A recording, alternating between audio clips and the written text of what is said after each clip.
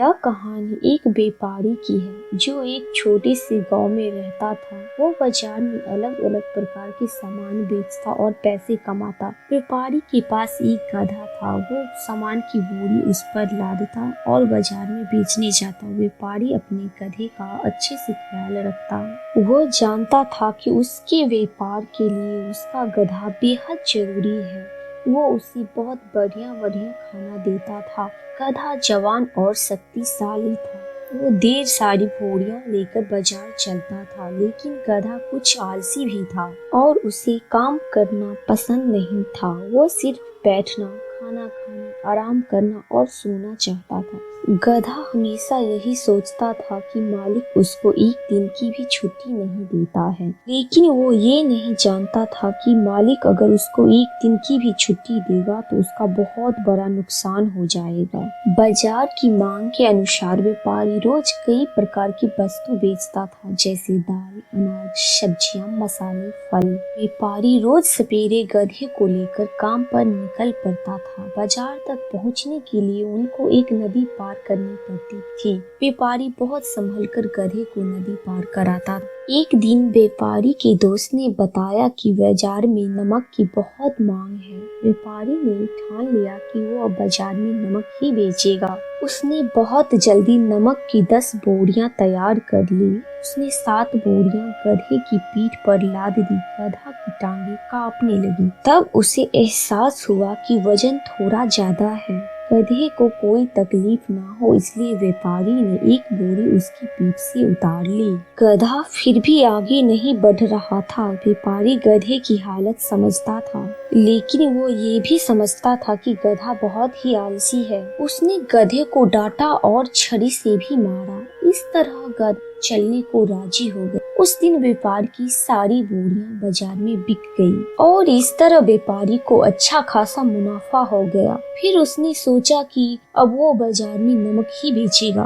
अगले दिन उसने गधे को फिर से तैयार किया और गधा पहले की ही तरह लड़खड़ाने लगा। तो उसने कुछ बोरियां कम की और जैसे तैसे गधे को मनाकर ले गया। नदी पार करते समय गलती से गधे का पैर फिसल गया और वो पानी में गिर गया। इससे काफी सारा नमक पानी में घुल गया और गधे का वजन काफी कम हो गया। गधे को चलने में आसानी होने लगी, लेकिन व्यापारी का काफी नुकसान हो गया था। अगले दिन जब नमक की बोरियां लादकर व्यापारी गधे के साथ नदी पार कर रहा था, तो गधे ने सोचा कि कल जब मैं नदी में फिसल गया था तो वजन कम हो गया था। उसने सोचा कि क्यों ना इस बार भी जानबूझकर फिसल जाऊं तो मेरा वजन कम हो जाएगा। इस तरह वो जानबूझकर फिसल गया और काफी सारा नमक पानी में घुल गया और फिर एक बार व्यापारी को बहुत बड़ा नुकसान हो गया। इस तरह से उसने रोजाना की आदत बना ली और काम से बचने के लिए व्यापारी का नुकसान करने लगा। व्यापारी भी समझ गया था कि गधा जानबूझकर ये सब कर रहा है, लेकिन कुछ वो नहीं कर पा रहा था।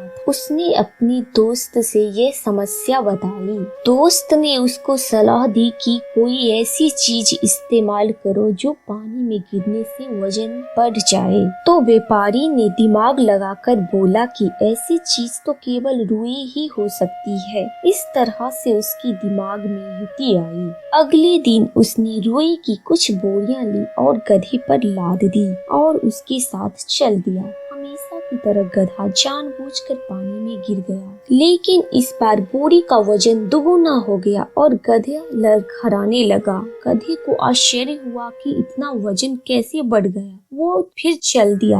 अगले दिन फिर यही दोहराया गया। गधे ने जानबूझकर गिरने का नाटक किया, लेकिन फिर वजन बढ़ गया। इस तरह से गधे को अच्छा सबक मिला। अब व्यापारी ने सोच लिया कि अब गधे को अच्छा सबक मिल चुका है कि उसके पानी में गिरने से उसी का बुरा होगा। तो उसने अगले दिन से फिर से नमक की बोरियां ले जाना शुरू कर दी, लेकिन इस बार गधा गलती से भी गिरने की नहीं सोचता था। इस कहानी से हमें यह शिक्षा मिलती है कि किसी भी परिस्थिति में युक्ति और बुद्धि का प्रयोग करके उस परिस्थिति को अपने अनुकूल किया जा सकता है। मुश्किल से मुश्किल परिस्थिति में भी बुद्धि का प्रयोग करके स्थिति को संभाला जा सकता है।